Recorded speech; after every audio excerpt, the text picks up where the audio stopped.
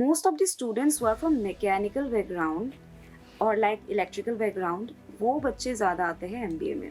जिस दिन India commerce को पीसीएम के साथ कंपेयर करना बंद करेगा ना, बच्चा बहुत आगे जाएगा। क्योंकि इंडिया में अभी भी वही थिंकिंग है, अगर आज आप साइंस में हो then you are the smartest one. अगर आप साइंस नहीं लिए हो तो आपके पास टैलेंट नहीं है, स्किल्स नहीं है। सो आप ये नहीं बोल सकते कि आज कोई आईआईटी में है, कोई आईआईएम में है तो इसका मतलब वो सक्सेसफुल है। तो ये क्या मिथ है या फिर जानूनी ये बात सच है कि मतलब एक एचआर आप कैसे चल रहे हो, कैसे बोल रहे हो, ये सब कुछ देखता है? क्योंकि मैम क्या होता है, जब एक ग्राफिक डिजाइनर की बात आती है, अगर वो कैंडिडेट उनका बैकग्राउंड इज लाइक जो एक कल्चरल फैमिली से आए हैं तो उनका design will be something different. And अगर ऐसा कोई कैंडिडेट है जो कम्प्लीटली टेक्निकल बैकग्राउंड से आए हैं तो उनका डिजाइन कुछ अलग होगा। तो depending on the design you can observe about the candidate. Hi Dimple ma'am. Hello ma'am. Ma'am आप प्रोफेसर हैं मैनेजमेंट की और आजकल बहुत से बच्चे आफ्टर इंजीनियरिंग भी एमबीए करना चाह रहे हैं। तो हम जानना चाहते हैं कि सब लोग मैनेजमेंट क्यों प्रोसीड कर रहे हैं और आपने क्यों मैनेजमेंट लिया था जब आप अपनी पढ़ाई कर रहे थे और आपने उसके बाद ये सब चीज़ें कैसे शुरू की? ओके, तो first let me come with your question number 1 कि बच्चे आफ्टर इंजीनियरिंग क्यों एमबीए में आते हैं। What I have observed as a professor is that most of the students who are from mechanical background और like electrical background वो बच्चे ज़्यादा आते हैं एमबीए में। And as you can see India में क्या होता है, मैकेनिकल एंड इलेक्ट्रिकल में स्कोप अभी बहुत कम है। तो बेसिकली वही बच्चे एमबीए में माइग्रेट होते हैं। And let me give you one more example, अगर कोई बच्चा एरोस्पेस में इंजीनियरिंग कर रहा है वो बच्चा कभी एमबीए में नहीं आएगा, बिकॉज ही नोज कि after doing his BTech from aerospace उनका स्कोप कहीं और है। वो मार्केटिंग या एचआर या तो फाइनेंस में नहीं है। सो जो बच्चा रह जाता है आफ्टर कंप्लीटिंग हिज बीटेक, अब उनके पास कोई ऑप्शन होता नहीं है तो they migrate to the MBA.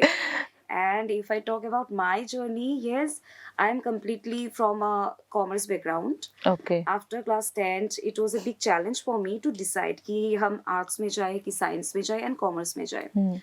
तो for me science was tough and arts was like जहाँ पर रट्टाफिकेशन ज़्यादा है, बहुत ज़्यादा आपको ना मेमोराइज करना होता है, तो एक ही ऑप्शन बचता है। So that was commerce for me. तो मेरा बेसिक तो यही था कि मैं कॉमर्स में जाऊँ। And most of my teachers even they told ki Dimple, you are very poor in mathematics, so how will you be able to take commerce? Then I thought, I consulted with my brother, he is also from commerce background. He said ki so see, commerce में जो accountancy subject होता है that is not purely mathematics. उसमें आपको basically transactions के बारे में बात करनी होती है जो आप इजीली कैलकुलेटर के थ्रू आप कर सकते हो। उसमें आपको अलजेब्रा नहीं पढ़ना है, कोई sine theta cos theta trigonometry geometry आपको नहीं पढ़नी है। तो you can go with it, whatever knowledge you have you can go with it. तो फिर मैंने कॉमर्स लिया। Then coming to my graduation part, it is BCom honors from Guwahati State University. And actually I was selected for integrated MCom course, but मैंने ये course complete नहीं किया, I was a college dropout. Okay. I completed my BCom honors from Guwahati University.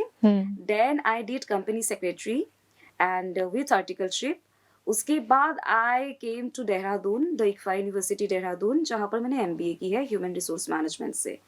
And after that immediately I joined PhD programme at ICFAI university Jaipur, that is also from human resource management. Okay, तो आपकी पूरी journey जो है वो इस तरह से ही रही है जिसमें आपने पहले कॉमर्स लिया फिर ये सब कुछ किया।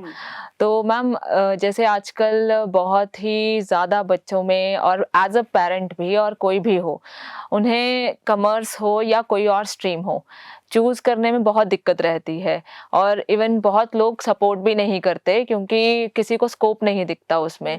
पेरेंट्स विल बी लाइक कि हमें क्यों करवाना है, क्या फ़ायदा होगा बेटा, आजकल तो कुछ मिल नहीं रहा इन चीज़ों पे। क्योंकि जब मैंने शुरू किया था मैम तो हमारे वहाँ पे ना सिंपल एक चीज़ होती है, बेटा साइंस ख़त्म, साइंस के अलावा कुछ नहीं है आपके जीवन में। साइंस में भी 2 ही सब्जेक्ट होते हैं, मैथ्स और बायोलॉजी। तो उसमें 2 चीज़ें हमें सिखा दी जाती हैं, अगर मैथ्स ले रहे हो तो इंजीनियरिंग करनी है और अगर बायोलॉजी ले रहे हो तो you can go for the doctor. तो हमें कोई और फील्ड्स बताई ही नहीं जा रही हैं। तो आपको क्या लगता है कि मतलब आजकल जो हमारा जितना यूथ है या हमारा जो भी स्टूडेंट है या बच्चे हैं, उन्हें क्या देख के कैसे अपना करियर चूज़ करना चाहिए, कि वो कैसे अपना एक ओपिनियन बनाए कि हाँ, मुझे ये चीज़ अच्छी लग रही है? क्योंकि जैसे आपने भी कहा कि मैथ्स जो है वो ज़रूरी नहीं है कि साइन कॉस में ही रह जाएगा। मैथ्स में हम अकाउंटेंट या कॉमर्स की भी बात करते हैं, तो कोई कॉमर्स को तो पूछता ही नहीं है। Yes. बहुत कम लोग हैं जो अकाउंटेंट है की बात या सीए के एग्जाम की भी बात कर रहे हैं, बहुत ही लेस कम पर्सन्स है जिनको इसका आइडिया है। तो उस पे मतलब आपका क्या ये है कि क्या करना चाहिए? Madam, let me tell you one thing. जिस दिन इंडिया कॉमर्स को पीसीएम के साथ कंपेयर करना बंद करेगा ना, बच्चा बहुत आगे जाएगा। क्योंकि इंडिया में अभी भी वही थिंकिंग है, अगर आज आप साइंस में हो then you are the smartest one. अगर आप साइंस नहीं लिए हो तो आपके पास टैलेंट नहीं है, स्किल्स नहीं है, but which is really a myth. ऐसा नहीं है। एक कॉमर्स का बच्चा जो कि सपोज अभी 11th या 12th में है, अगर आप सही से उसको गाइडेंस देंगे ना, वो बच्चा बहुत कुछ कर सकता है आगे। इनफैक्ट मैम, मैं आपको एक एग्जांपल के थ्रू समझाती हूँ। आप अगर कुछ इनोवेट करते हैं, right, let's take an example of pharma department. ठीक है, फार्मेसी में इतने सारे मेडिसिन आते हैं, केमिकल्स आते हैं। अगर हम साइंस की बात करते हैं तो वो चीज सिर्फ इनोवेशन पे रुक जाएगी। अगर कॉमर्स नहीं होगा तो वो पब्लिक के बीच में आ ही नहीं सकता। राइट। तो ये जो एक मोटिवेशन होता है, तो ये आई थिंक कहीं ना कहीं पेरेंट्स के बैकग्राउंड से भी आना चाहिए कि बच्चा कहीं पे भी जाए बस अपना बेस्ट दे। ऐसा नहीं है कि अगर आप डॉक्टर हो तो ही आप सक्सेसफुल हो, इंजीनियर हो तो ही आप सक्सेसफुल हो, बिकॉज ऐसे कई सारे मैंने भी डॉक्टर्स के बारे में सुने हैं जो आफ्टर कंप्लीटिंग एमबीबीएस दे कमिट सुसाइड। होता है, this is very common in India right now. Engineering में भी सेम है। In fact this is very trending. You have seen और हर्ड अबाउट दैट आईआईटीएन बाबा। सब कुछ है उनके पास, पढ़ाई है, his family and all, but some कुछ personal problems की वजह से might be he has chosen that path. So आप ये नहीं बोल सकते कि आज कोई IIT में है, कोई IIM में है तो इसका मतलब वो सक्सेसफुल है। अगर सक्सेसफुल बनना है तो आप like within your soul अगर वो स्पिरिट है कि आप कर सकते हैं तो आप सक्सेसफुल है। राइट। ओके मैम, तो मैम जैसे अभी आप कह रहे हो सक्सेसफुल की बात कर रहे हैं, तो मैम जैसे आपने ह्यूमन रिसोर्स पे ही पढ़ाई की है और आपकी पूरी पीएचडी भी उसी पे है, तो मैम एज अ पर्सन है ना, तो जैसे मैं हूँ, मैंने जब अपना बीटेक का इंटरव्यू दिया था तो मैम हमें ना बहुत डराया जाता है कि ह्यूमन रिसोर्स मतलब लास्ट राउंड और आपको एचआर राउंड मतलब ऐसे है कि आपसे पता नहीं क्या ही क्वेश्चन पूछ लेंगे, आपको दरवाजा खोल के बहुत अच्छे से जाना है, आप नहीं जाओगे फर्स्ट इंप्रेशन अच्छा नहीं पड़ेगा, आपको मतलब इस तरह से कह देते हैं कि वो आपको देखेंगे तभी पसंद आओगे तो ठीक है, नहीं आओगे तो आपको तभी ऑफिस से बाहर निकाल दिया जाएगा। तो ये क्या मिथ है या फिर जेन्युइनली ये बात सच है कि मतलब एक एचआर आप कैसे चल रहे हो, कैसे बोल रहे हो, ये सब कुछ देखता है? Ma'am, it depends on 2 aspect. एक एचआर रिस्पॉन्सिबल होते हैं 2 राउंड के लिए। One is for your behavioural round, another is one for your technical round. अब बिहेवियरल राउंड में बेसिकली आपको कुछ ऐसे क्वेश्चंस करते हैं depending on your behaviour. Like जैसे कुछ कॉमन क्वेश्चंस होते हैं, tell me something about yourself. Right, it's a very common question जो कि सबसे पहले एक एचआर आपसे यही जानना चाहते हैं कि आप कौन हो। देन आपसे पूछेंगे after 5 years where do you see yourself, very basic questions. And हाँ, तो basic reason behind this question is कि वो आपको ये ऑब्जर्व करना चाहते हैं आप खुद के बारे में क्या सोचते हैं, whether you will be fit to that particular organization or not. And once you clear this behavioural round, धीरे धीरे आप कहाँ आगे बढ़ते हैं, टेक्निकल राउंड में. फॉर एग्जाम्पल आप ग्राफिक डिजाइनर पोस्ट के लिए अप्लाई किया है, तो शी और he will ask you regarding designing and all, कि आपने पहले कहाँ काम किया था, कौन कौन से सॉफ्टवेयर में आपने काम किया है. और प्रोबेबली कुछ ऐसे भी एचआरस होते हैं जो आपको इमीडिएट बोल देंगे कि with in half an hour design something. तो ये एक थर्ड राउंड तक भी कभी कभी आते हैं. बट हाँ, आपका जो पहला राउंड होता है वो बिहेवियरल पर ही बेस्ड होता है. एंड मैम इसका एक रीजन भी है. अब रीजन ये है कि मैम लेट्स सपोज कोई एक कैंडिडेट है जो ग्राफिक डिजाइनिंग में आना चाहते हैं, and being the HR I don't know about his behavior, his beliefs, then I will not be able to assign him the task. क्योंकि मैम क्या होता है, जब एक ग्राफिक डिजाइनर की बात आती है, अगर वो कैंडिडेट, उनका बैकग्राउंड इज लाइक जो एक कल्चरल फैमिली से आए हैं, तो उनका design will be something different. And अगर ऐसा कोई कैंडिडेट है जो कम्प्लीटली टेक्निकल बैकग्राउंड से आए हैं, तो उनका डिजाइन कुछ अलग होगा. तो depending on the design you can observe about the candidate कि एग्जैक्टली उनका बिलीफ क्या है, उनके लाइफ के प्रिंसिपल्स क्या है. Right right.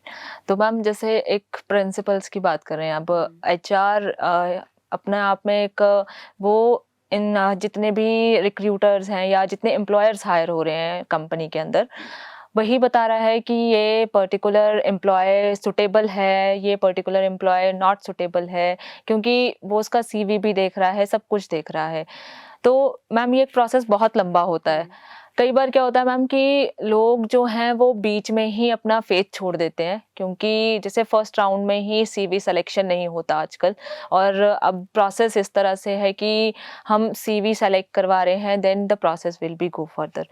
तो मैम उसमें बच्चे को या किसी को भी, अगर मैं फ्रेशर हूँ, जैसे मुझे कहीं अप्लाई करना है, तो सीवी कितना इम्पैक्ट करता है, एक एचआर क्या सीवी में देखना पसंद करता है? मैम फर्स्टली मैं कुछ ओपन ट्रूथ आपको बताना चाहूँगी. मोस्ट ऑफ अस, हम क्या करते हैं, सीवी में सबसे ऊपर वाला जो पोर्शन होता है, हम क्या लिखते हैं, अबाउट आवर ऑब्जेक्टिव, जो कि 99.9% कॉपी पेस्टेड होता है वो. एंड अगर कोई एक्सपीरियंस्ड एचआर है तो वो ऑब्जेक्टिव पढ़ के ही समझ लेंगे कि ये कॉपी पेस्टेड है. आजकल एआई से आप कुछ भी जनरेट करा सकते हैं, और मतलब इतनी अच्छी अच्छी इंग्लिश के वर्ड्स यूज करेंगे कि आपको पता चल ही जाता है कि ये एआई के जनरेटेड वर्ड्स हैं.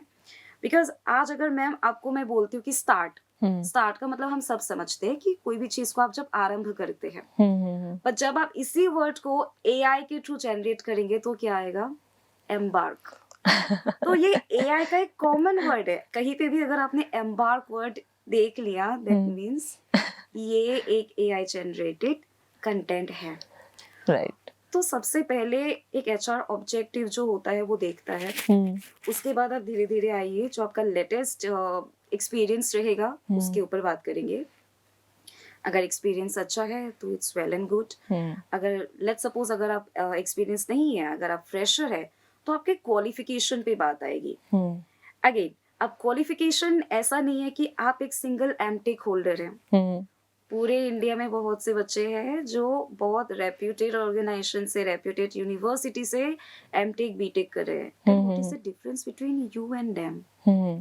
तो इसके लिए आपको कुछ स्पेशल एंड स्पेसिफिक स्किल्स की नीड है, व्हाट आई बिलीव. क्योंकि एमटेक एमबीए ये तो बहुत कॉमन सी डिग्रियां है आजकल इंडिया में. तो अगर आपको डिफरेंट बनना है तो कैसे डिफरेंट बनेंगे? या तो आपकी स्पीकिंग स्किल्स में ऐसा कुछ होना पड़ेगा. अब आप लाइक सीवी के साथ तो आप अपना स्पीकिंग स्किल को एक्सप्रेस नहीं कर सकते. तो आप एक्सप्रेस क्या कर सकते हैं, the skills you have, right, apart from your study. Right. अगर आज आप लेट्स सपोज आप बीसीए कर रहे हैं या एमसीए कर रहे हैं, वहाँ पर आप कंप्यूटर एप्लीकेशंस के अलावा भी बहुत कुछ ऐसे डिप्लोमा या सर्टिफिकेशंस होते हैं जो आप कर सकते हैं. तो यही आपको दूसरों से अलग बनाएगा. एंड अगर आपने कोई इंटर्नशिप की है बहुत अच्छी जगह से, that will give a very positive impact. और इंटर्नशिप भी ऐसा नहीं है कि आपने 1 महीना किया, at least it should be 2 to 3 months for a beginner. आप, क्योंकि 1 महीने में एज एन इंटर्न आप कुछ नहीं सीखोगे. राइट. जो 2-3 महीने में आप सीखोगे किसी रेप्यूटेड ऑर्गेनाइजेशन में, और ये डिपेंड करता है आपने सीखा क्या, राइट। राइट। अगर आज आपने BCA किया है, MCA किया है और इंटर्नशिप में आपने सिर्फ MS एक्सेल पे काम किया है, तो this is not going to benefit you. आपको एक्स्ट्रा कुछ और सीखना ही पड़ेगा ड्यूरिंग दैट इंटर्नशिप, राइट। तो वही आपको बेनिफिट देगा। उसके बाद कभी कभी आपका ये भी मैटर करता है विच लैंग्वेज यू नो। अब इंग्लिश हिंदी तो इंडिया में कॉमन है, उसके अलावा अगर आपको कोई और लैंग्वेज आती है, फॉर एग्जांपल आज अगर मैं नॉर्थ इंडिया की बात करती हूँ तो नॉर्थ इंडिया में हिंदी ही ज़्यादा यूज होती है, बट वही अगर आप साउथ इंडिया में जाते हैं तो देयर आर मल्टीपल लैंग्वेजेस। आप कन्नड़ा ले लीजिए, तमिल ले लीजिए, तेलुगु, मलयालम, बहुत है। राइट। वही अगर आप नॉर्थ ईस्ट इंडिया जाते हैं, आपको एसएमीज मिलेगा, बंगाली मिलेगा, तिवा, दिमासा। तो अगर आपको सस्टेन करना है इंडस्ट्री में, you need to know some more languages apart from English and Hindi. Right. So these are some basic points जहाँ पर HR एक observation रखते हैं। मैम मेरा इसी से एक क्वेश्चन आया है मुझे याद। मेरे टाइम पे ना एक बहुत मिथ चलता था और बहुत ये चलता था कि HR के पास बहुत सारे सीवीज आते हैं, मतलब बंडल ऑफ सीवीज आते हैं, और बंडल ऑफ सीवीज में वो कुछ सीवीज तो उठा के फेंक देता है, ठीक है। उसमें से सिर्फ वही सीवीज देखे जा रहे हैं जिसका उसके पास रेफरल है या फिर जिसको वो जानता है। तो विदाउट रेफरल जिसके पास है ही नहीं, वो कैसे उस कंपनी में लगे या वो कैसे पर्सन को अप्रोच करे, क्योंकि हर किसी के पास तो होता नहीं है। क्योंकि जब मैं थी तो मेरे पास भी नहीं था, और मेरे टाइम पे रेफरल नाम का कुछ नहीं होता था, ना ही लिंक्डइन था। क्योंकि आजकल तो लोगों को लिंक्डइन बहुत कॉमन होने लग गया है कि मैनेजर को ही मैसेज डाल रहे हैं, मेल डाल रहे हैं। हमारे टाइम पे तो जो कंपनी कैंपस में आती थी सीधा वहां जाके खड़े हो रहे हैं हम, या फिर हम डायरेक्टली CV भेज रहे हैं। तो एक बहुत प्रोसेस लाइफ हमारे टाइम पे तो इस तरह से नहीं था। तो मतलब HR को क्या लगता है कि रेफरल पर्सन या फिर किस तरह से उसे करना चाहिए? मैम देखिए, the shortest way to reach an HR is when you apply by reaching to the website. क्योंकि क्या होता है, most of the time HR आपके CV को देखेगा भी नहीं, ओपन भी नहीं करेगा। आप ईमेल पे ईमेल कर रहे हैं, मैसेज पे मैसेज कर रहे हैं, but and in fact right now एक ये भी एक ट्रेंड है कि आप अपना CV जो है वो HR को व्हाट्सएप करते हो, but this is not ethical. WhatsApp पे मैसेज करना ही एथिकल नहीं है। राइट। आज के टाइम पे अगर आप कुछ मेल करते हो वो एथिकल है, राइट। राइट। मैसेज करना कभी एथिकल हो ही नहीं सकता। But still there are some HRs in some organization जो आपको बोलेंगे कि आप हमें मैसेज कर दीजिए, we will look into it. तो तभी आप उनका सिग्नल समझ लीजिए कि आपका वहां पर नहीं होने वाला, ठीक है। क्योंकि हर चीज का एक प्रॉपर फॉर्मेट होता है, एक प्रॉपर तरीका होता है। आप वेबसाइट विजिट कीजिए, वेबसाइट के बाद जो आपको ईमेल आईडी मिलेगा वहां पर आप जाइए, CV शेयर कीजिए। एंड वहां पर भी एक मैम बहुत इंपॉर्टेंट पॉइंट है, the way you present your CV। आपने सिंपल अगर बॉडी में लिख दिया PFA, उसके बाद आपने अटैच कर दिया कि आपका CV ये है, please look into my CV, ये कोई तरीका नहीं है एक HR को मेल करने का। राइट। तो मेल करने का भी एक फॉर्मल वे होता है, एक टेक्निक होता है।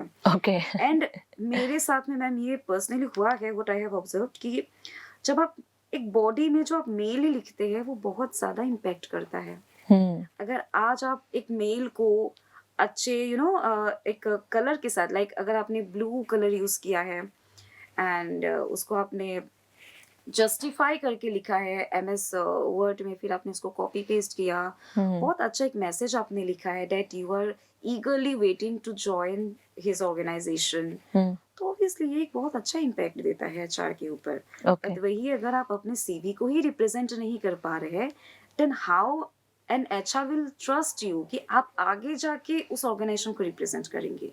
तो कहीं ना कहीं गलती एक कैंडिडेट की भी होती है, क्योंकि जो भी हो मैम, एक कहावत है हिंदी में कि जो दिखता है वही बिकता है। ये तो बात है। आपको प्रमोशन हो या कहीं पे अप्लाई करने की बात आए, आपको थोड़ी सजावट तो देनी होती है। राइट राइट, ये तो बात सही कही आपने कि जो हम दिखा रहे हैं वही बिक रहा हाँ। है, ये तो है।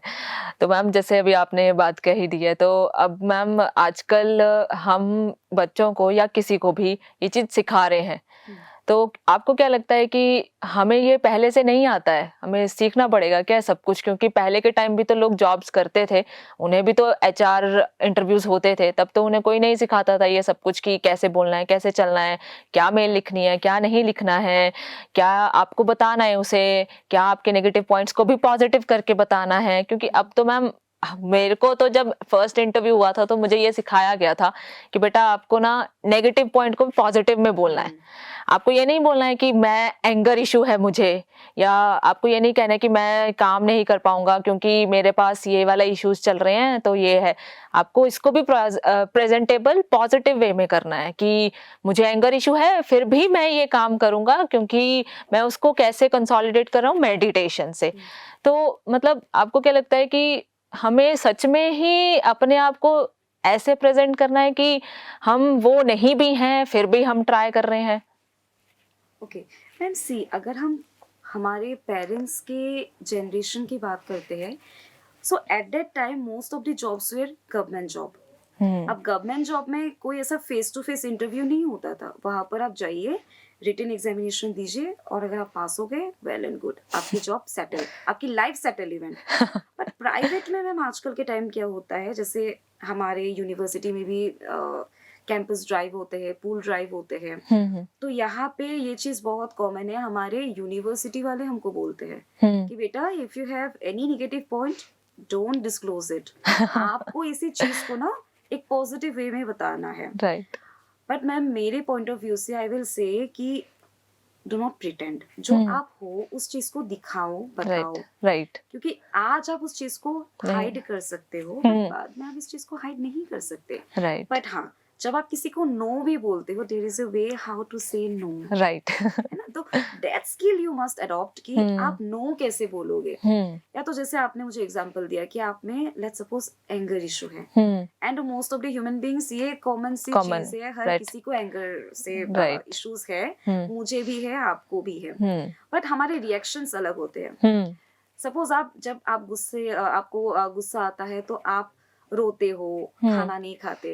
एंड मैं एक ऐसी पर्सनैलिटी हूँ जिन्हें गुस्सा आने पर चीजें तोड़ती हूँ, राइट? मैंने टेबल तोड़ दिया, टीवी तोड़ दिया, होता है, ये तो वेरी कॉमन है हमारे यूथ में।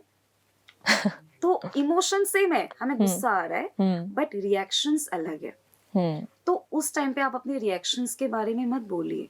Okay. आप सिंपली बोल सकते हैं कि ma'am sometimes I have the issue of anger, but I know how to manage my emotions. Right right just I don't think you should pretend yourself कि आप कुछ अलग हो और दिखा कुछ अलग रहे हो। राइट क्योंकि at certain point of time आप जो रियल में हो वो तो सामने आ ही जाएगा। तो बेटर है जो आप हो आप उनको बता दो। तो मैम जैसे अगर हम एचआर की बात करें, मैम एक क्वेश्चन आया मेरे दिमाग में कि अगर मैंने मैनेजमेंट की है और मैंने एचआर ही की है और आप एचआर हो, तो मुझे तो सब कुछ ही पता है कि आपको कैसे इम्प्रेस करना है, तो आप फिर क्या उसमें और चेक करोगे? क्योंकि उसको तो पहले ही ट्रेन कर रखा हुआ है बच्चे को कि क्या कर रहा है। Ma'am see you are partially right. I am an HR and you have done your masters from HR domain. Okay. आपने सिर्फ पढ़ा है, आपने किया नहीं है. Okay.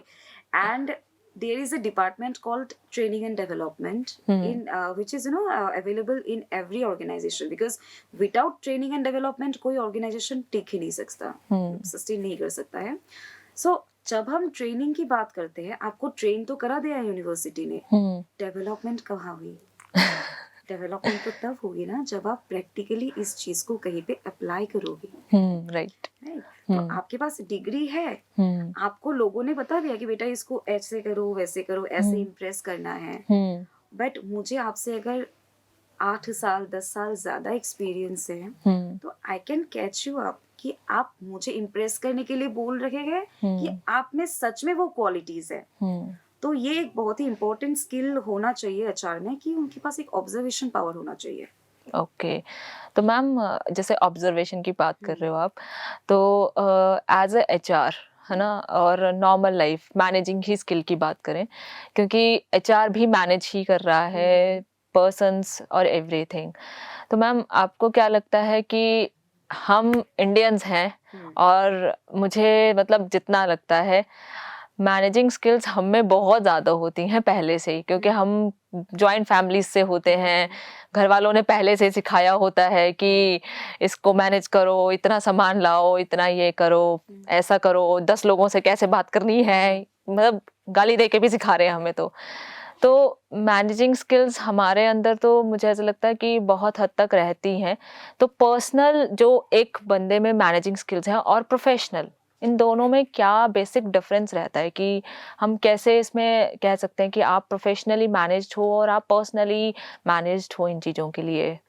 ओके मैम, एक बेसिक सा मैं आपको कॉन्सेप्ट देना चाहूँगी। ये जो वर्ड है मैनेजमेंट, ये वर्ड आया कहाँ से है?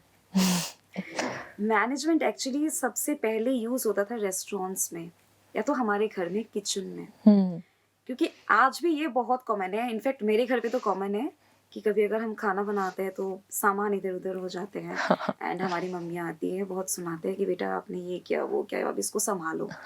संभालो का मतलब हो गया मैनेजमेंट, कि अब इसको मैनेज करो। तो सेम वे जब रेस्टोरेंट शुरू हुआ था बहुत टाइम पहले, तो ये वर्ड मैनेजमेंट एक्चुअली रेस्टोरेंट से आया है। ओके, तो इसीलिए तो आज के टाइम पे हम होटल मैनेजमेंट पढ़ रहे हैं। ओके, ठीक है। तो जब हम बात करते हैं कि एक personal management and professional management, ma'am देखिए, जब अगर आपको कोई इनवाइट करते हैं, कोई कॉरपोरेट से हो, कोई मैनेजर हो, कोई डायरेक्टर हो, तो उस दिन आप बहुत रिजर्व रहोगे। यू नो कि वहाँ पर जाके मुझे ये बोलना है एंड मुझे साइलेंट रहना है, जितना नेसेसरी मैं उतना बोलूंगी। पर जब आप घर की बात करते हो, घर पे भी आप मैनेज्ड होते हो, but there is no limit, है ना? The way you want to stay, the way you want to talk, the way you want to sit, आप कर सकते हो। राइट। बट एक कॉर्पोरेट में आप उस तरीके से नहीं कर सकते। आप किस तरीके से बैठ रहे हैं, कैसे खड़े हो रहे हैं, उसका भी एक मीनिंग होता है। तो कहीं ना कहीं जब हम पर्सनल मैनेजमेंट की बात करते हैं, वहां पर बाउंडेशन नहीं होता। एंड प्रोफेशनल मैनेजमेंट में बहुत सी लिमिटेशंस आती है and that depends on country to country. अब अगर हम इंडिया की बात करते हैं, इंडिया में सबसे पहले जाके हम नमस्ते बोलते हैं। बट वही अगर आप किसी फॉरेन कंट्री का एग्जांपल लेते हैं, तो आप या तो हैंडशेक करेंगे, या तो आप कभी कभी हक करना is also acceptable for the time being. तो ये कुछ country to country, culture to culture different होता है। ठीक है मैम, तो फिर जैसे अभी हमारे आपने जैसे कहा मैनेजमेंट घर से ही आया है, राइट, आपने सही कहा है, मैनेजमेंट स्किल्स घर से ही चलती हैं और सब कुछ वैसे ही रहता है। मैम एक ना मेरे टाइम पे और आजकल भी सब लोग कहते हैं कि इंजीनियर स्टूडेंट्स जो हैं वो बहुत ज़्यादा जल्दी मैनेजमेंट स्किल्स ग्रैब कर लेते हैं और सबका एक ये कहना है कि ये हमारी नौकरी खाएंगे। तो इट इज़ लाइक दैट कि आपने जैसे स्टार्टिंग में कहा था कि टेक्निकल मैनेजर्स, तो टेक्निकल मैनेजर्स एक इंजीनियर स्टूडेंट जैसे ग्राफिक डिज़ाइनर या फिर जावा का बच्चा जो होगा, they can be the technical manager. तो क्या ये सच है कि सच में इंजीनियर स्टूडेंट्स जॉब्स ले लेते हैं क्या, मतलब मैनेजमेंट स्किल्स वाले बच्चों की भी? Ma'am actually I am thinking मैं यहाँ पर इंजीनियरिंग के बारे में बात करने वाली हूँ। Though I am not from engineering background. हाँ, I will like to add कि मैम देखिए, आजकल इंजीनियर्स हर कहीं पे हैं। आप किसी स्पोर्ट्स के बारे में ले लीजिए, या तो एंटरटेनमेंट फील्ड की ले लीजिए, कृति सेनन है, ऐसे बहुत से आपको पर्सनैलिटीज मिलेंगे जो इंजीनियरिंग बैकग्राउंड से है। And I will definitely say that engineers can do anything and everything in this world. And हाँ, जैसे आपने कहा कि इंजीनियर्स क्या सारे जॉब्स ले रहे हैं, I will say yes, because engineers ये एक ऐसी पर्सनैलिटी होती है जिनमें टेक्निकलिटी भी होती है, एंड बाद में अगर वो मूव करते हैं बिजनेस की तरफ, तो वो मार्केटिंग और प्रमोशन भी सीख जाते हैं। क्योंकि देखिए, आजकल के टाइम पे अगर आपको एक एंटरप्रेन्योर बनना है, स्टार्टअप करना है, इनोवेशन आपको चाहिए। और वो इनोवेशन आएगा कहाँ से? टेक्निकल अगर आप हो तो, आपके पास अगर स्किल्स है तो आप आ सकते हैं। और ऑलरेडी अगर आप एक इंजीनियर हैं किसी एक अच्छे रेप्यूटेड ऑर्गेनाइजेशन से, या तो अगर आप में स्किल्स बहुत अच्छी है, आई विल नॉट से कि आपके पास डिग्री होनी जरूरी है, बट अगर आप में स्किल्स है तो आप डेफिनेटली कोई भी काम कर सकते हो। ऐसा कोई काम नहीं कि आप नहीं कर सकते। तो जब आप अपने आइडियाज को, इनोवेशंस को बिजनेस की तरफ लेके आते हो, तो आप तो हमारी भी जॉब खा जाते हो। हाँ, एंड इंजीनियर्स आजकल के टाइम पे, इंजीनियर्स ऐसा नहीं है कि सिर्फ बीटेक एमटेक करके दे आर लिमिटेड, पीएचडी में भी जाते हैं। पीएचडी के बाद भी वो लोग पोस्ट डॉक के लिए जाते हैं। तो आप खुद बताइए इंजीनियर्स कहाँ पे नहीं है। आप कहीं पे भी देखिए इंजीनियर्स, मतलब they are at the boom level, जिनको हम बोलते हैं ना, क्योंकि एक टाइम पे ऐसा आया था ma'am that we all got to hurt कि इंजीनियर्स के पास जॉब नहीं है। ऐसा नहीं है कि इंजीनियर्स के पास जॉब नहीं है, कहीं ना कहीं कभी स्किल गैप आ जाती है, या तो कुछ डायरेक्शन की कमी होती है, गाइडेंस की कमी होती है, जिसकी वजह से इंडिया में स्टिल ये जो इंजीनियर्स होते हैं वो अनएम्प्लॉयड है। तो मैम जैसे अगर मैनेजमेंट की ही बात करें तो आपका क्या पर्सपेक्टिव है एक स्टूडेंट मैनेजमेंट जो मैनेजमेंट कर रहा है इस टाइम, उसे ह्यूमन रिसोर्स या फिर आजकल बहुत सारी और भी मैनेजमेंट स्किल्स चल रही हैं, क्योंकि मार्केटिंग भी अपने आप में बूम एक एरिया है और मार्केटिंग बहुत टाइम से पहले चलता आ रहा है। तो आप क्या कहते हो कि मतलब HR इज गुड और is we have to move for the marketing, something like that? Ma'am, actually, I remember a quote when I was enrolled into my PhD. The coordinator of our university, PhD department, he said कि अगर आप में knowledge नहीं है ना, तो knowledge दी जा सकती है, बट अगर आप में इंटरेस्ट नहीं है ना, इंटरेस्ट नहीं दी जा सकती। राइट। आज अगर आपको लगता है कि आप कैपेबल हो एचआर में, आपको एचआर के स्किल्स आते हैं, थियरीज आते हैं, प्रिंसिपल्स आते हैं, यू गो विथ इट। हाँ, no doubt this is very true कि मार्केट में मार्केटिंग और प्रमोशन का जो एक दौर चल रहा है, इसमें सैलरी ज़्यादा है। ओके। बट मैं ये कहूँगी अगर आप में स्किल्स है, यू गो विथ एचआर। क्योंकि अगर आज आप मार्केटिंग में चले भी गए, मार्केटिंग में एक चीज़ ये है कि आपको पास करना बहुत आसान है। अगर आज आप MBA कर रहे हैं मार्केटिंग से, इट्स लाइक थियरी सब्जेक्ट। आप कहानी बना के लिख के आ जाओ, आप पास हो जाओगे। बट वही चीज जब आप इंश्योरेंस बेचोगे, कोई म्यूचुअल फंड बेचोगे किसी बैंक में जाके, वो टफ पड़ेगा आपके लिए, राइट? तो चीजें ऐसा नहीं है कि कौन सा बेहतर है या कौन सा अच्छा नहीं है, depends on our skills and our knowledge. तो आपको क्या लगता है कि मतलब HR में सच में सैलरी कम है? यस, HR में कंपेरेटिवली कम है। आई विल नॉट से कि कम है, कंपेरेटिवली कम है इनिशियल स्टेज पे, बट लेटर ऑन जब आप और मूव करते हैं, आप नॉलेज गेन करते हैं, तो स्कोप है। तो मैम जैसे अगर मुझे HR में ही मार्केटिंग मैनेजमेंट करनी हो, तो मेरे लिंक्स होने चाहिए क्या एम्प्लॉय हायर करने के लिए? क्योंकि जैसे अगर मेरे लिंक्स नहीं हैं, मुझे नहीं पता कि एम्प्लॉयर अगर ऑर्गेनाइजेशन को चाहिए तो एडवर्टीजमेंट के बाद का प्रोसेस या क्या है, वो कोई प्रोसेस रहता है कि हाँ इतने ही लंबा है, इतना ही करना है, यही टेन्योर है, आपको इतने एरिया में इतने लोग रखने हैं, इतने लोग अगर वही इंसान जो है छोड़ के चला जाएगा तो क्या रहेगा? तो इससे कोई इम्पैक्ट पड़ता है क्या पर्सन पे? Ma'am, actually there is a concept in human resource management that is called human resource planning, जहाँ पे आपको ये बताया जाता है, ये ट्रेन किया जाता है कि how you will calculate the future demand and supply of human resource management. अब यहाँ पर 3 फैक्टर्स आते हैं। You have to choose the right candidate at right time and at right place with right cost.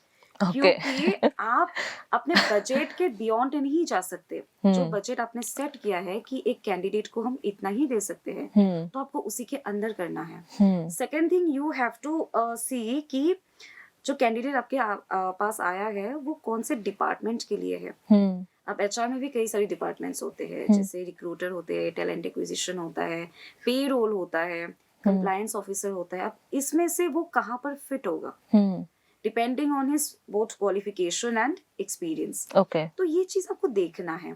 And the rest of the your question कि उसके बाद का process क्या होता है?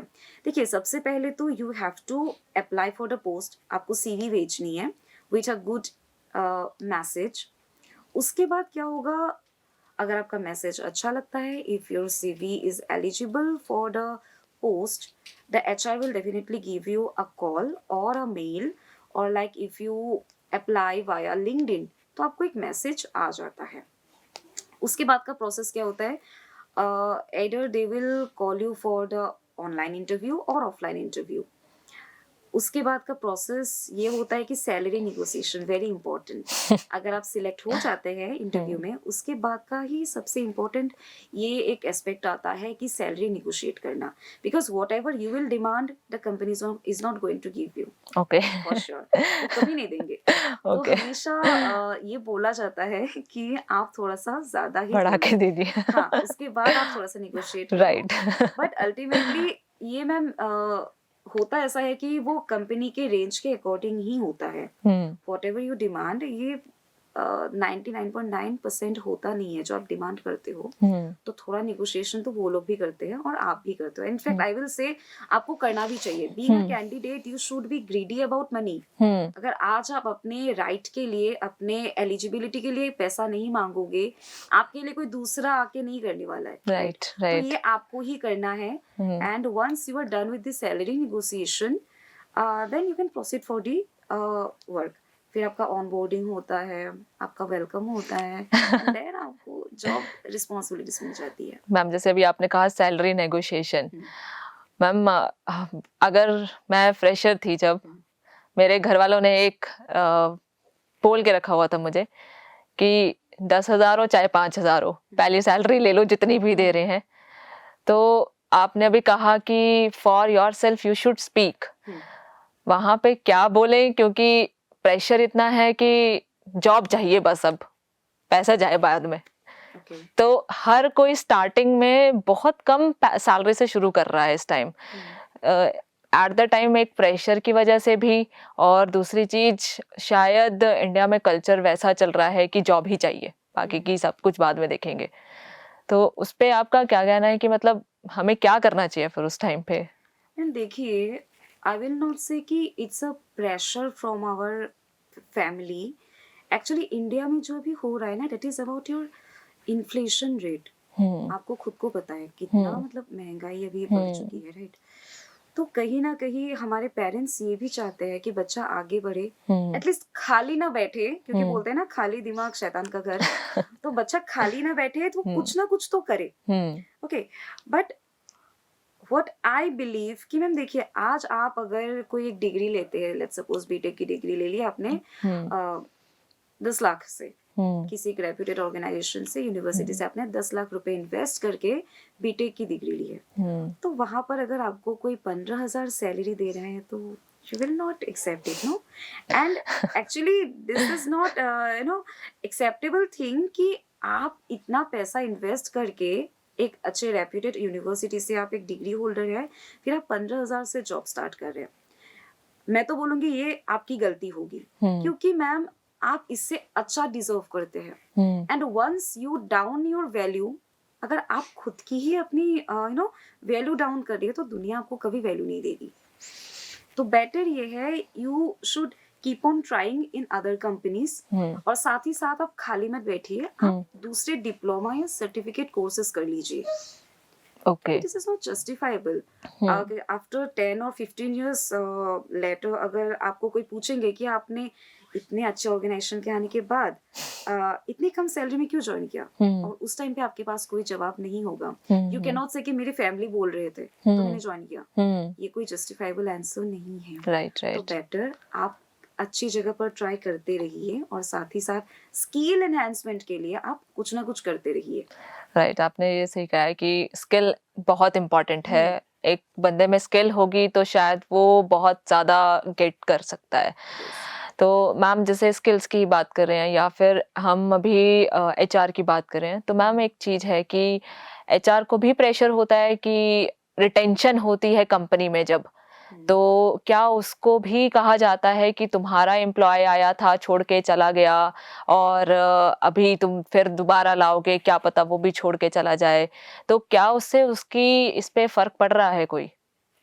यस मैम, इसका एक इम्पैक्ट होता है क्योंकि when I was in corporate तो ये चीज़ काफ़ी टाइम हुआ था मेरे साथ भी, because at the very first sight you can not predict कि एम्प्लॉय कितने दिन के लिए काम करेंगे, राइट? तो आपने तो उनकी क्वालिफिकेशन एक्सपीरियंस देख के हायर कर लिए, but what if he doesn't like the work culture, his colleagues, problems बहुत कुछ हो सकता है, वर्क कल्चर भी हो सकता है, कलीग्स भी हो सकते हैं, वर्क प्रेशर भी हो सकता है, right? तो ऐसे कई सारे रीजंस की वजह से लेट्स सपोज उन्होंने जॉब छोड़ दी। अब बात तो मेरे पे आएगी बिकॉज मैंने हायर की थी, and at that point of time I am answerable कि मैंने अगर हायर की थी तो अब तो वो चला गया, नेक्स्ट मेरा क्या प्रोसेस होगा? तो नेक्स्ट मुझे हायर करना ही है anyhow, and for this reason actually HRs को एक इंस्पिरेशन सोर्स की तरफ से बोला जाता है कि इंसेंटिव प्रोवाइड करते हैं। अब इंसेंटिव इसलिए क्योंकि अगर आपने more than your target candidates अगर आपने हायर कर लिए और लाइक अगर आपने लाइन पे भी रख दिए किसी को कि सपोज कोई और चला जाएगा तो कोई दूसरा हमारे पास है, सोर्स ऑफ कैंडिडेट है, तो इसके लिए आपको क्या मिलता है? इंसेंटिव मिलता है। ओके तो मैम मतलब ये है कि एचआर का रिटेंशन से कोई लेना देना नहीं है, they just hiring the peoples in process to the system. बाकी लाइक यू सेड कि वर्क कल्चर पे बहुत डिपेंड करता है। तो मैम मैंने मतलब जब मैं अपने टाइम पे जॉब करती थी कॉर्पोरेट में, तो एचआर ना मैम एक वर्क कल्चर बनाता है पूरा इसमें कि आपका एम्प्लॉय खुश रहे। तो उसमें ना वो जैसे गेम्स करवाते रहते हैं या कुछ भी एक्टिविटीज करवाते रहते हैं, तो रंगोली बनाते हैं। या फिर कोई फन एक्टिविटी करवा रहे हैं, तो मतलब उससे कुछ इम्पैक्ट पड़ता है, क्योंकि मुझे ऐसा लगता है कि एम्प्लॉय को खुश रखना उसकी फैमिली सबसे ऊपर होती है, और जब कोई एम्प्लॉय एचआर से बात करने जा रहा है तो एचआर सुनता कम है, अपनी सुना के जल्दी भेज देता है। तो उसमें क्या मतलब आपका पर्सपेक्टिव है कि वो क्या क्यों ऐसा हो रहा है? मैम देखिए, HR is the middle man in an organization जहाँ पर उनको कैंडिडेट से भी सुनना पड़ता है और ऊपर मैनेजमेंट से भी सुनना पड़ता है। एक्चुअली ये होता है मैम कि देखिए, जो आपका क्वेश्चन है वो क्वेश्चन ऑर्गेनाइजेशनल बिहेवियर नाम का एक टॉपिक होता है एमबीए में, उसका एक क्वेश्चन है। अब एक ऑर्गेनाइजेशन में जो कल्चर बनता है वो कल्चर ऑटोमेटिक नहीं बनता, वो उसको बनाया जाता है, और बनाते कौन है? हम जैसे लोग जो एम्प्लॉइज उधर काम कर रहे हैं। ओके, तो आज जो हमारा बैकग्राउंड होगा, जो हमारा कल्चर होगा, वही चीज क्या करेगा? इम्पैक्ट करेगा आगे जाके कि इस ऑर्गेनाइजेशन का कल्चर क्या है। आज अगर मैं बहुत खुश हूँ अपने जॉब से, अगर मैं जॉब सेटिस्फेक्शन, मेरा जो जॉब सेटिस्फेक्शन रेट है वो बहुत हाई है, तो मैं बाहर तो सबको यही बोलूंगी कि हाँ मेरा जॉब अच्छा चल रहा है, I am happy with it. But वही चीज अगर मैं खुश नहीं हूँ तो मैं सबको बोलूंगी कि उधर मत जाना, वो ऑर्गेनाइजेशन अच्छा नहीं है। राइट। तो कहीं ना कहीं अगर एक ऑर्गेनाइजेशन में 100 एम्प्लॉइज है तो ये 100 एम्प्लॉइज के बैकग्राउंड, उनका बिहेवियर, कल्चर, सब कुछ मिक्स होके उस ऑर्गेनाइजेशन का कल्चर बनेगा, एक बिहेवियर बनेगा, राइट? और यहाँ पर आपके बिहेवियर भी बहुत मतलब एक फैक्टर है जो मैटर करता है, क्योंकि हम ह्यूमन बींग्स है, हमारे पास बिहेवियर होता है। ऑर्गेनाइजेशन ह्यूमन बींग नहीं है, ऑर्गेनाइजेशन का जो बिहेवियर होगा वो हम क्रिएट करेंगे। तो टेक्निकली हम क्रिएट करते हैं वो बिहेवियर। एंड रही चीज जब हम बात करते हैं कि ये एचआर जो है वो हर संडे या सैटरडे या फ्राइडे कुछ फन एक्टिविटीज कराते हैं, तो I think it is quite good, because पूरा हफ्ता आप अपना टाइम इन्वेस्ट कर रहे हो, 9 आवर्स 10 आवर्स आप काम कर रहे हो, हफ्ते में अगर आपने 2 घंटा कुछ फन एक्टिविटीज में इन्वेस्ट किया तो it's a good thing. And बहुत से लोग ये भी बोलते हैं कि एचआर के पास तो काम ही क्या है, दिवाली के टाइम पे रंगोली बनाते हैं और तो कुछ करते हैं नहीं, और फिर जो पॉलिसीज होते हैं वो एचआर बनाती है, बट समटाइम्स ऐसा नहीं है। सारे पॉलिसीज एचआर के हाथ में नहीं होता, ओके वो बनता है मैनेजमेंट की साइड से और उसमें सिग्नेचर होता है एचआर का। तो बीच में क्या होता है, फंस जाते हैं ये एचआर। ओके तो मतलब जैसे हमारे यहाँ कहा जाता है बीच का बंदर हाँ वो है एचआर। वही। तो जब वो ना इधर का है ना उधर का है, उसको बस बात पहुंचानी है दोनों हाँ। साइड। चलिए ठीक है, मतलब एक चीज है कि एचआर भी इम्पोर्टेंट पार्ट है अपनी पूरी ऑर्गेनाइजेशन का। तो मैम जैसे हमारी मल्टीनेशनल कंपनीज हैं, मल्टीनेशनल कंपनीज में मैम जहाँ तक देखा गया है बहुत से लोग रात रात भर भी काम कर रहे हैं, क्योंकि वहाँ का वर्क एनवायरनमेंट जैसे अभी आपने कहा it is very nice because they are providing all these things inside. तो क्या एक छोटी कंपनी में भी पर्सन को ये सब चीज़ें मिलनी चाहिए, या फिर या जो एचआर वहाँ पे है उसको ये चीज़ खुद क्रिएट करनी पड़ेगी, क्योंकि वो तो उसका मैनेजमेंट तो करके नहीं दे रहा, उसका एम्प्लॉय दुखी हो जाएगा, तो वो क्या करेगा बच्चा?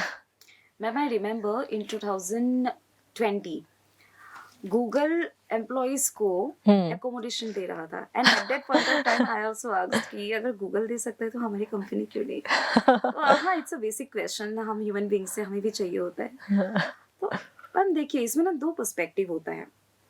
अगर कंपनी अफोर्ड कर पा रहा है बहुत अच्छी बात है, तो शायद वो जो एलिजिबल एम्प्लॉयज होंगे उनको देंगे। और इसमें एक कॉन्सेप्ट आता है अकाउंटेंसी का भी। तो अकाउंट्स या फाइनेंस में ये बोला जाता है, एक आप लोगों ने तो शेयर डिवेंचर के बारे में सुना होगा। तो एक टाइप का शेयर होता है जिसको हम बोलते हैं स्वेट इक्विटी शेयर। अब ये स्वेट इक्विटी शेयर वही होता है जो एक कंपनी अपने ट्रस्टेबल एम्प्लॉयज को देते हैं, एंड जो नाम से ही पता चलता है स्वेट इक्विटी शेयर, जो पसीना बहाते हैं कंपनी के लिए काम कर करके। तो ये जो इक्विटी शेयर्स होते हैं ये डिस्काउंट रेट में मिलते हैं। ठीक है, मैं ये नहीं बोल रही हूँ कि फ्री में मिलते हैं, डिस्काउंट में मिलते हैं। और इंडिया में 3 चीज बहुत फेमस है। एक है आपका मैजिक, दूसरा है आपका डिस्काउंट, क्योंकि आप फ्री में नहीं दे सकते। अगर आपने फ्री में दे दिया तो सोचेंगे भाई ये फ्री में है मतलब इसमें कुछ लोचा है, तो फ्री में आप दे नहीं सकते। मैजिक, फिर आपका आता है डिस्काउंट, और एक है आपका मनी। राइट। तो अगर आपको लगता है कि आपके पास कुछ ऐसे एम्प्लॉइज है जो सच में हार्ड वर्किंग है, स्मार्ट वर्कर है, तो उनको आप कुछ ऐसे फैसिलिटीज दे सकते हैं टू इंस्पायर देम, ताकि उनको देख के अदर एम्प्लॉइज भी क्या हो सके, इंस्पायर हो सके। बट रही बात एचआर की, अब एचआर को तो अप्रोच करना पड़ेगा मैनेजमेंट को, तो इसका भी तरीका होता है। बिकॉज बात ऐसी होनी चाहिए कि मतलब बात बिगड़े नहीं, क्योंकि अगर वो बात करने भी जाएंगे तो या तो वो यस होगा या तो नो होगा।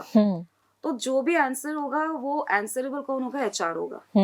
अगर आंसर नो है तो एम्प्लॉइज को हैंडल करना पड़ेगा, और अगर आंसर यस है तो मैनेजमेंट विल आस्क कि how will you manage the things. तो दोनों तरफ एचआर को मैनेज करना है। ठीक है, तो मैम एचआर भी अपने आप में बहुत इम्पोर्टेंट है। तो मैम जैसे आपने अभी एचआर से रिलेटेड अभी हमें इतना इंफॉर्मेटिव दिया है, तो आजकल मैम आपको क्या लगता है आने वाले टाइम में क्या एआई एचआर भी आ जाएगा, एआई के through HR? Okay, very important question ma'am, क्योंकि हाँ आजकल के टाइम पे तो एआई हर कहीं पे है, इनफैक्ट मेडिकल फील्ड में भी है अगर आप देखने जाए तो। बट मैं एक चीज़ बोलना चाहूँगी, एआई आ भी सकते हैं, बिकॉज आप प्रेडिक्ट नहीं कर सकते कि आने वाले 10 साल 15 साल में एआई आएगा या नहीं। बट हाँ, लगता तो यही है कि जब इतने सारे फील्ड में आ चुके हैं तो एचआर में भी आएगा। बट मैम जो बेनिफिट अभी हमें मिल रहा है वो शायद एआई से ना मिले, क्योंकि मैम एआई जो भी है वो तो हमने क्रिएट किया है ना, वो तो नेचुरल नहीं है। Right. आज मैम फेस टू फेस बैठ के मैं आपके साथ जो इंटरेक्शन मेरा हो रहा है उसमें you can have a thought about me, the behavior I'm showing, the way I'm talking with you. But will AI be able to understand a person's emotion? ये तो पॉसिबल ही नहीं है। Right. AI सिर्फ बात करेगा इंटेलिजेंस लेवल पे, emotion तो है नहीं, तो आप इमोशनल बिहेवियर पे कैसे काम करेंगे? राइट, ये तो है। चलिए मैम, मुझे ऐसा लगता है आने वाले टाइम पे इमोशनल बिहेवियर पे भी काम करना शुरू कर देंगे ये। पर मैम ये है कि हमारा मैनेजमेंट और एचआर जैसे आपने कहा, तो अभी यही हम इस टॉपिक को ख़त्म करते हैं, क्योंकि ये अपने आप में बहुत वास्ट टॉपिक है Yes. और अगर इस पे और बातें करेंगे तो फिर और चीज़ें निकलेंगी। तो thank you so much ma'am आपका शो पे आने के लिए। Thank you so और much for your opportunity. और हम चाहते हैं कि हमारे जितने भी स्टूडेंट्स और एम्प्लॉयर्स ये देख रहे हैं, दे मस्ट नो कि how they should skill their self. और एचआर की गलती नहीं है कि वो आपको हायर नहीं कर रहा, आपको स्किल अप होना ही पड़ेगा Yes. For your future. Thank you so much ma'am.